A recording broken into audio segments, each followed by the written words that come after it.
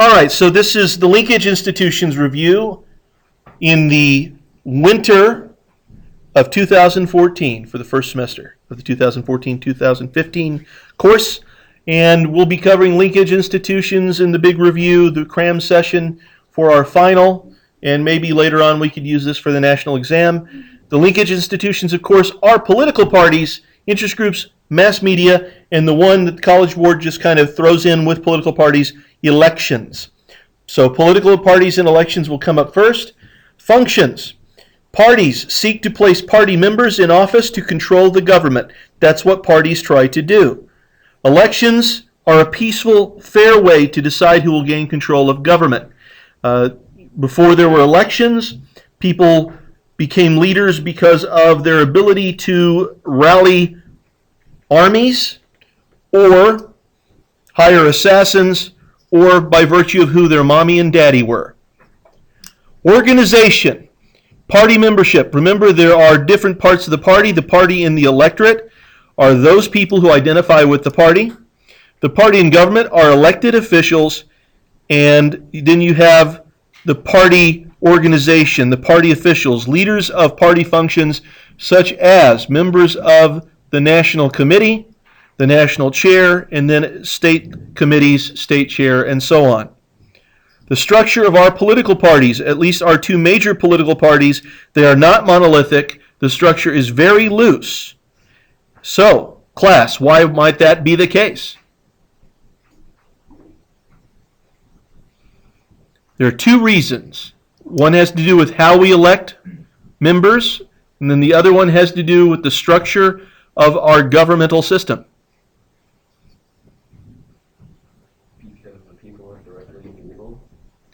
The people aren't directly, well, it's really got to do with single member districts in terms of how we elect. So we don't elect party members, we elect individuals who happen to be in parties with a single member district system. And then federalism. These are the reasons why political parties have a loose structure. The authority of the political party over the candidates is very weak as a result of not only federalism, but the fact that people don't vote for parties, they vote for the candidate, the individual candidate. All right, control government. What do you want to do in a political party? You want to control government by recruiting, nominating, funding, and electing members. So the earlier definition in which the parties seek to place party members in office to control the government, how do they get them in office? They recruit, they nominate, they fund, and they elect. That's what you have to do.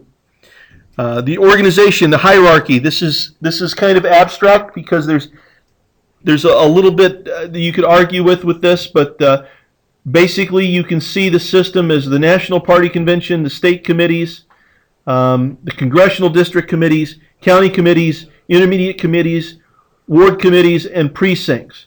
Now, just because this is kind of the chain of command in a sense, that's really not even a chain of command. It's a hierarchy, but it's a loose hierarchy. And the National Convention, the National Committee in that plans out the National Convention and so on, has very little authority over what to tell the state committees to do. The reason why it says intermediate committees instead of something more specific is because depending on the state government is arranged differently in different states.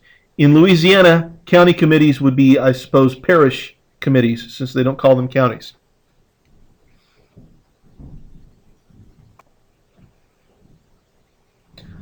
So now we get into party systems and the development of political parties. Early on, political parties were established over differences concerning whether or not to ratify the Constitution, and then differences on how to interpret the Constitution. Federalists versus Democratic Republicans or Jeffersonian Republicans. The Jeffersonian Republicans wanted to interpret the Constitution. One, they were not very excited. They were kind of reluctant to ratify it, but they were also very concerned with how powerful the Constitution could make the national government. So they wanted to interpret it in such a way as to limit the power of the national government. Federalists were much more comfortable with interpreting the Constitution in such a way as to create a stronger central government.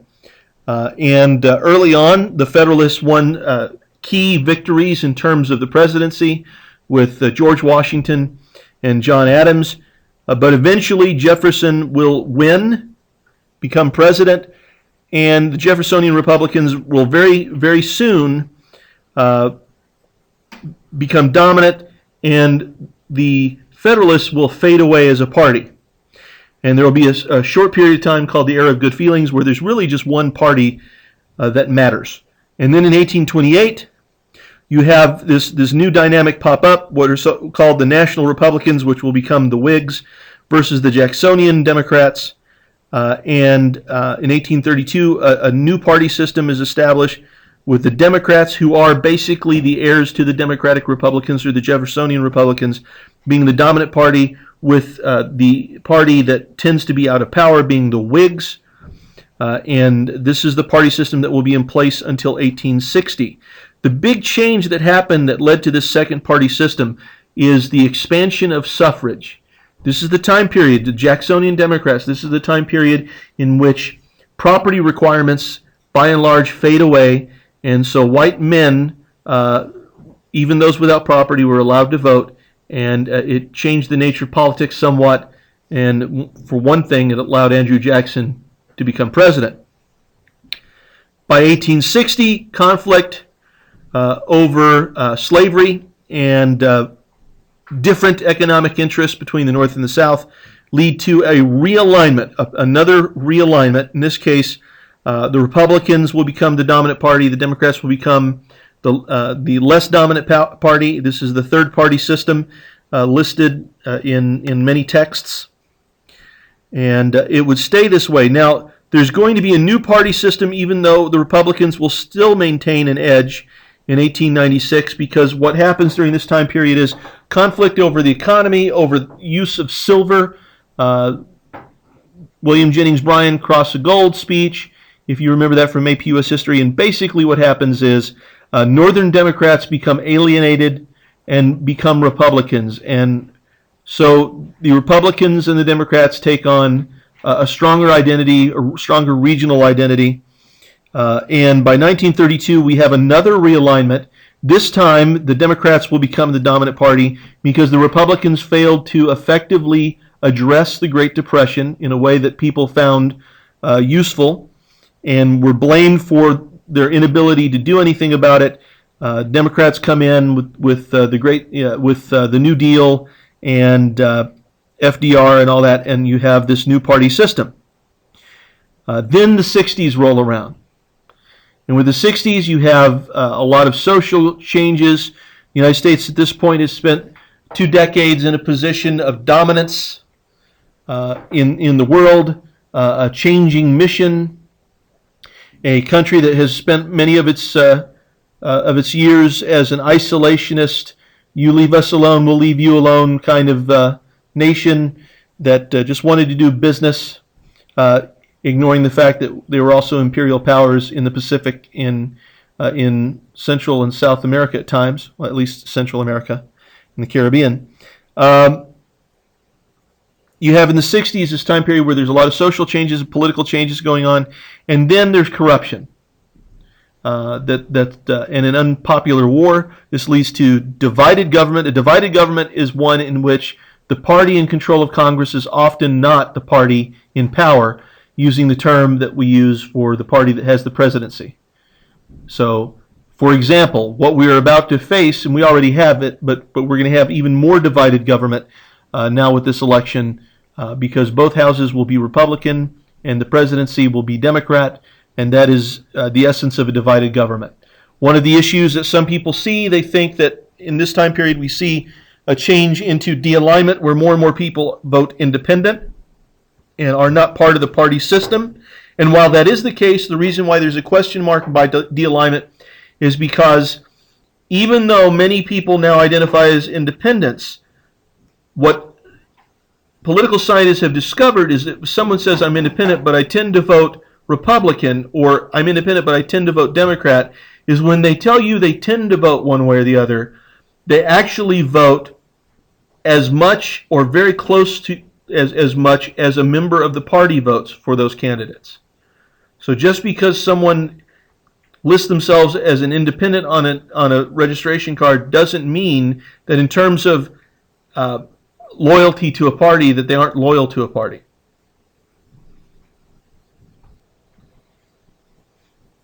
So now we get to ideological and demographic differences between political parties. Democrats, African Americans, Hispanics, Jews, Catholics, women, low income, blue collar people, people with advanced degrees, bachelor's and beyond, tend to vote Democrat. Republicans tend to have support from people with high income, professionals, whites, middle class, Protestants, college educated, but it's a little more specific than with Democrats. Tend to be more bachelor's degrees than advanced degrees, unless you look at business degrees. MBAs tend to be more likely Republican. Democrats support social programs. Republicans support defense spending.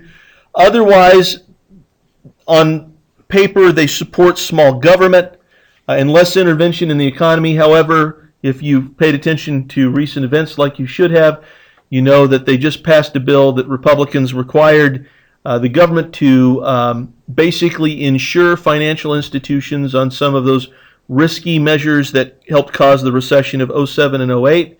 So Democrats who claim to be against big bankers and Republicans who claim to be against big government spending and things like that.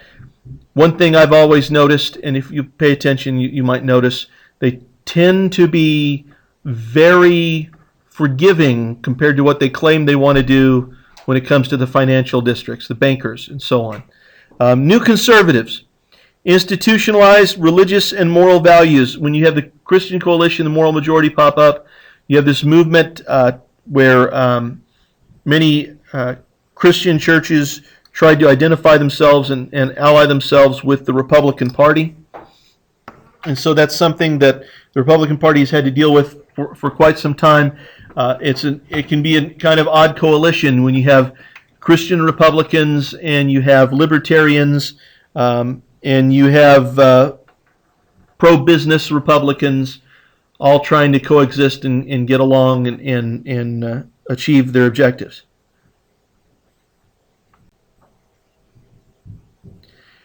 Current status of political parties. Ticket splitting is at a high level. Ticket splitting is when you vote for members of different parties. When you go down the ballot and you don't vote for everybody in one party, that's ticket splitting. When you vote for some Democrats and some Republicans. Interest groups have taken over more functions of political parties. Many people have opted to become independent in a sense. They're not too worried about the political party. They put their energy into an interest group or two that they are part of. So an environmentalist who puts all of their energy into Greenpeace or the Sierra Club or something like that and fixate on that, that's an example of how interest groups have taken over some of the functions of parties. Party identification is down. Blue-collar workers, various ethnicities, Catholics are less attracted to Democrats. Civil rights and social issues have been less compelling, although in the last few years we have a movement in the Democratic Party for the Occupy movement. Okay, so the Occupy movement is really an attempt, I believe, to kind of get some of the fire back into these social issues, economic inequality and all that kind of stuff. And there's also something very similar to the Occupy movement on the other side, the Tea Party movement for Republicans, trying to make the Republican Party be more conservative. So you have the Occupy movement trying to move the Democrats left. You have the Tea Party movement trying to move Republicans right, at least on certain issues.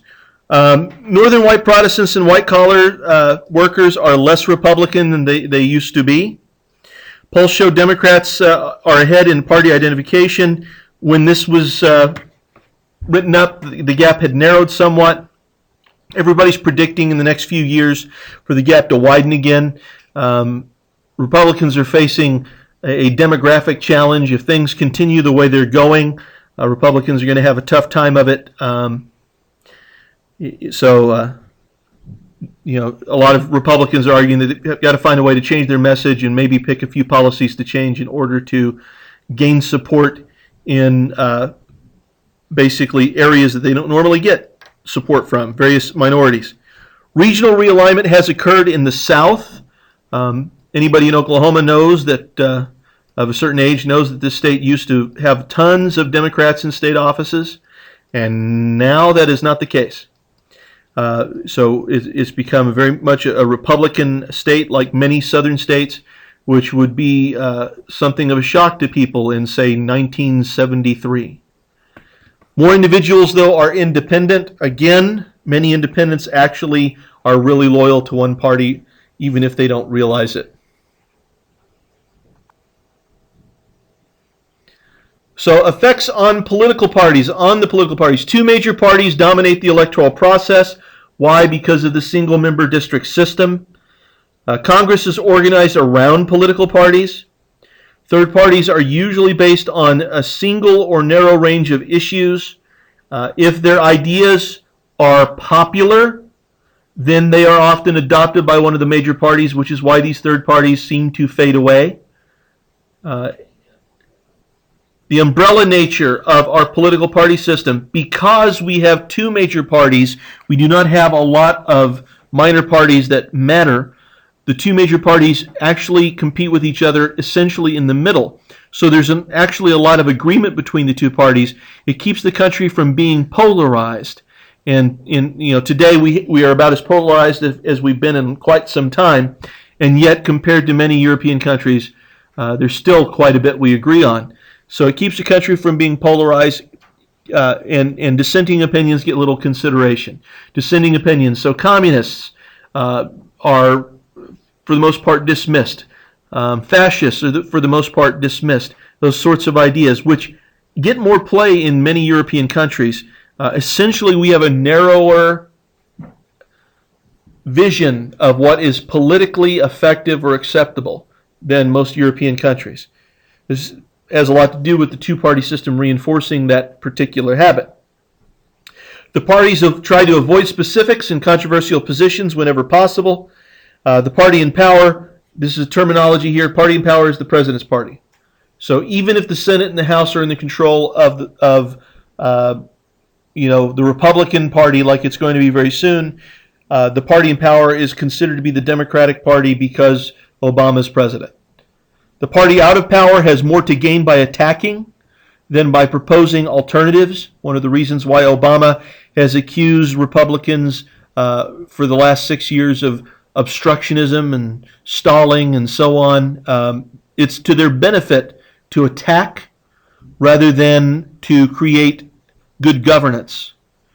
Okay, so that's his argument. And Democrats, by the way, used to be the ones who shut down government and so on back in the 70s, and so on. So each party is guilty of this kind of stuff.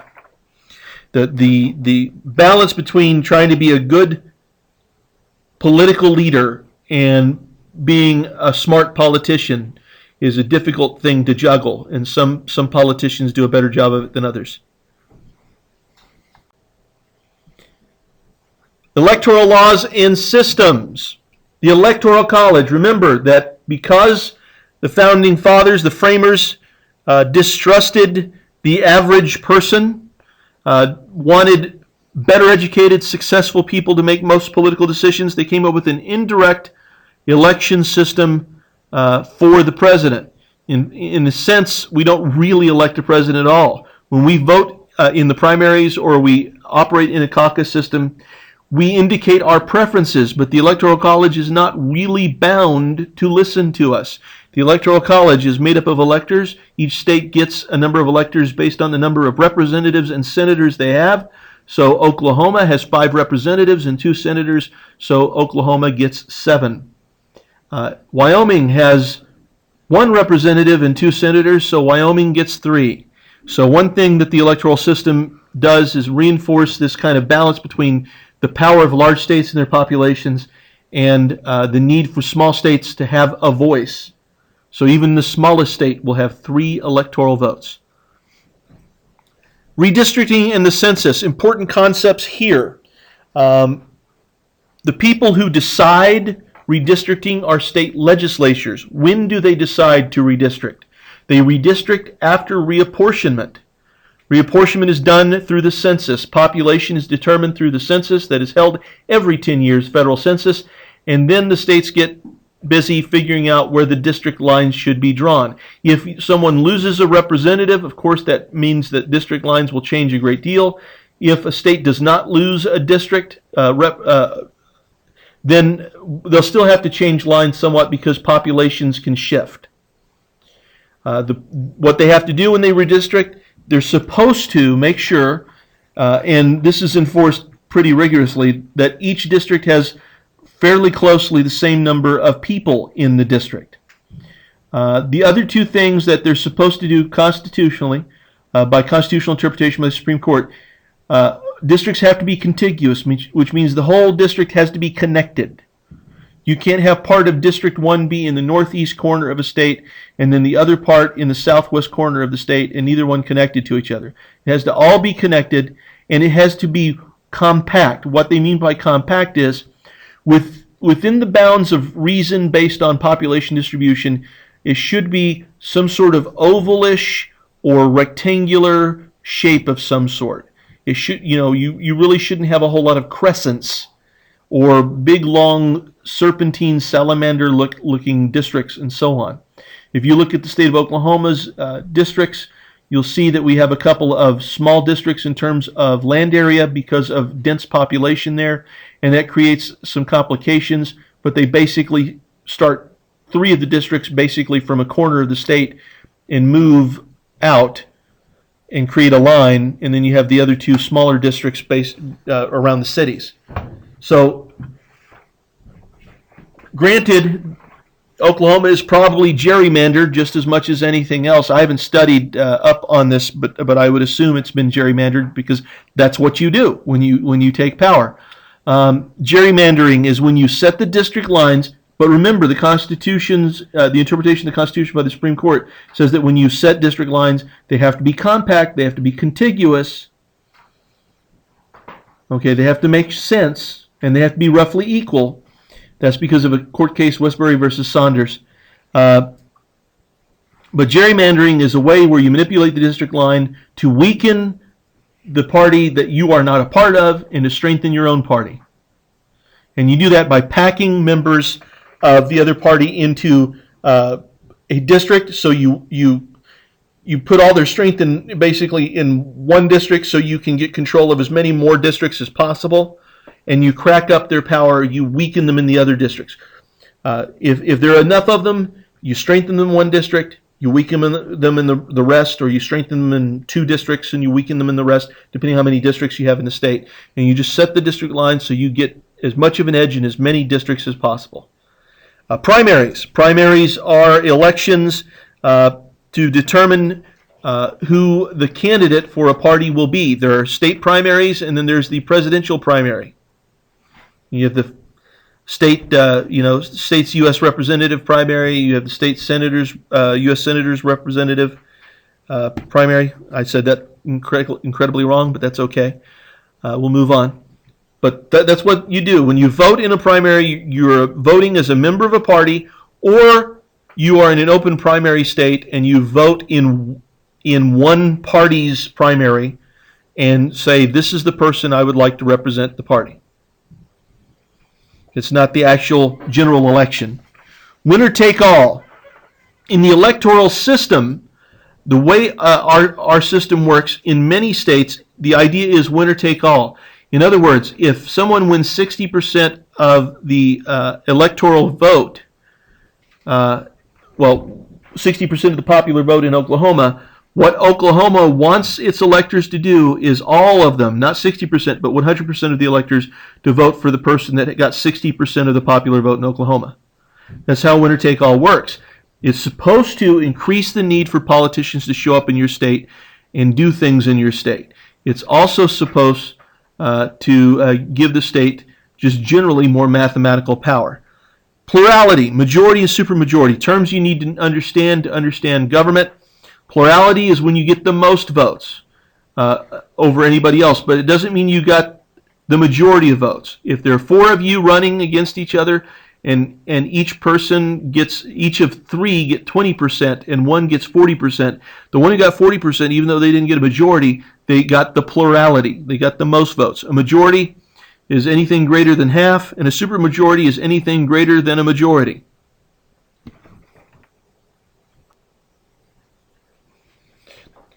Now we move on to interest groups.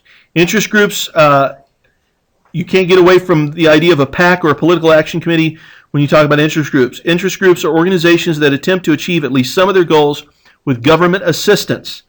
They use lobbyists, persons in direct contact with governmental officials who attempt to influence policy.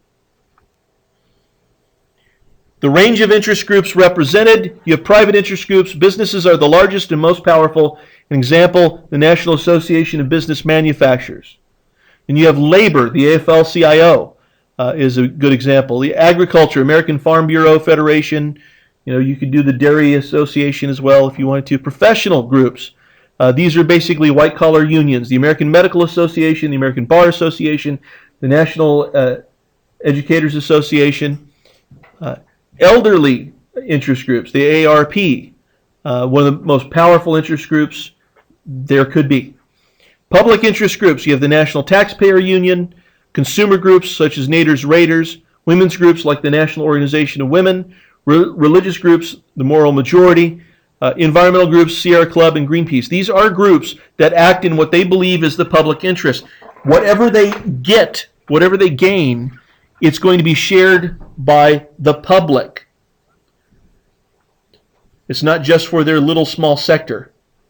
Everybody would benefit from cleaner air. Now, sometimes some people would view the benefits of a public interest group to actually be a bad thing, but that doesn't change the definition of what a public interest group is. Yes? So they don't necessarily represent public interest? Well, they believe they do. I mean, if you have a group that wants lower taxes for everybody, that's a public interest group. Even if you personally don't think that taxes need to be as low as they want. Let's say they wanted to go with a 3% flat rate and you thought that was unrealistic. Then they would be a public interest group, and you would think that what they want is not actually in the public interest. All right, so that's kind of, that's an example. Nader and his movement to do things like get seatbelts to be mandatory in cars is an example of a public interest group. Everybody benefits from being safer in a car. And Nader and his crew didn't make really any money out of it to speak of.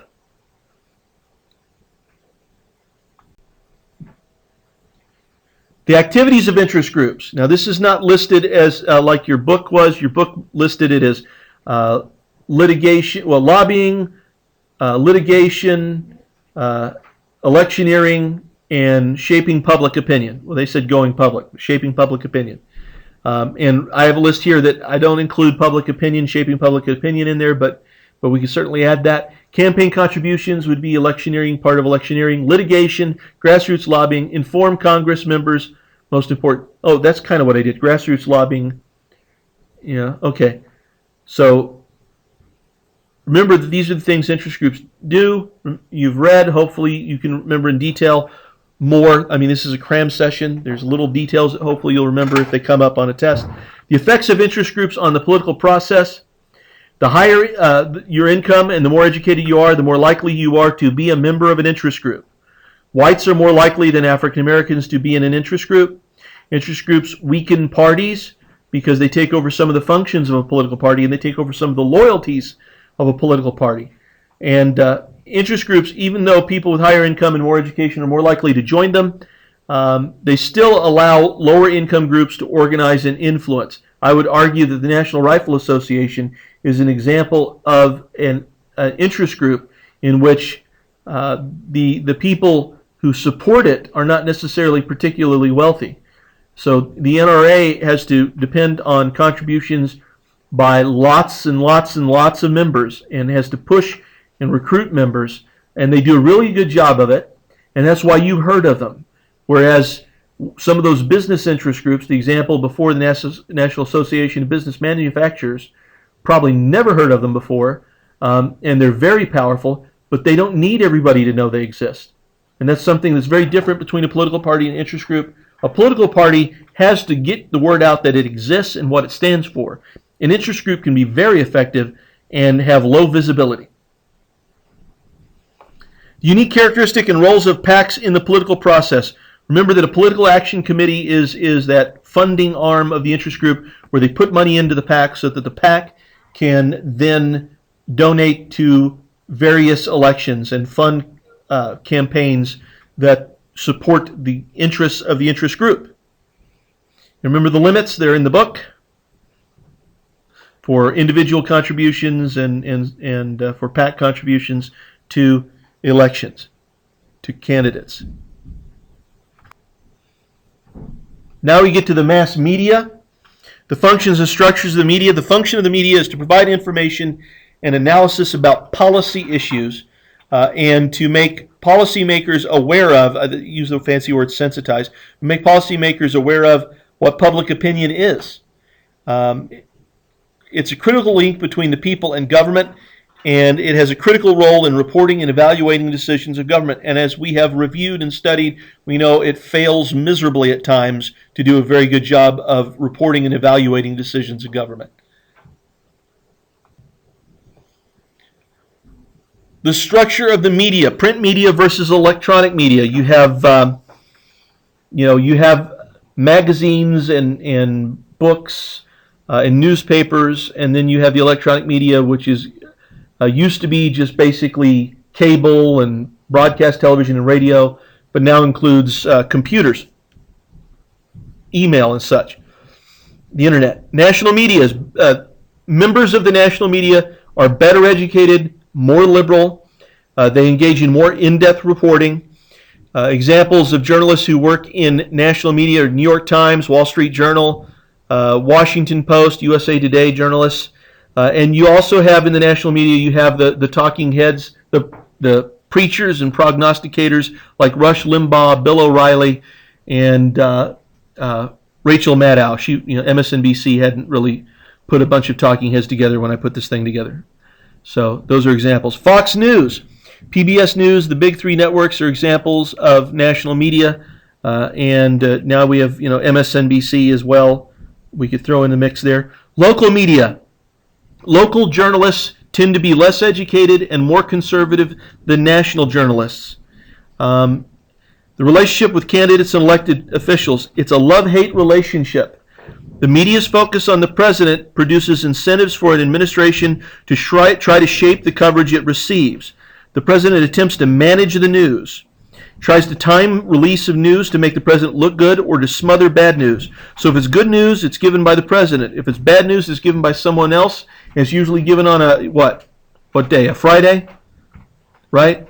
So that it's harder for the news to report about it and get people stirred up. That used to be more true than it is now. With cable and with the internet, it doesn't seem to matter as much about the timing of when you release bad news. The president tries to avoid answering the tough questions. Various tactics are used to try to manipulate and control the news. Briefings, interviews, off-the-record interviews, background checks, press releases, leaks. Remember that sometimes they do leaks on purpose, a trial balloon, to see what the public mood is before they actually push for something. If it looks like people don't like it a lot, they won't admit that they were thinking about it. Media tends to stress divisions within Congress, much less emphasis on the substance of policy and consequences. That's why I say that oftentimes the media fails miserably to do its job, because it doesn't emphasize substance enough. Local media reports less on Congress, more on local representatives, and it often conveys the message to voters that they are well represented. So there's not much of a critical challenge by the local media to local elected officials. The impact of media on politics. The impact is limited by public attitudes toward parties and candidates that remain stable over time. People tend to seek support for their own view and filter out information that challenges their views. So if you're conservative, you listen to Fox. If you're liberal, you listen to MSNBC. During a campaign, the media affect voters' awareness and impression of candidates more than the attitudes or change opinions on major issues. So they really affect our superficial understanding of what's going on or our impression of the reliability and integrity of a candidate. The media may elevate the importance of certain issues. So they make an issue something we talk about, but they don't force us, they don't manipulate us into having an opinion about it. It just becomes a talking point for regular people. They can set the agenda. The media are able to influence the criteria voters use to evaluate candidates, and the media has more influence at the beginning of the electoral process than at the end if candidates are not well known.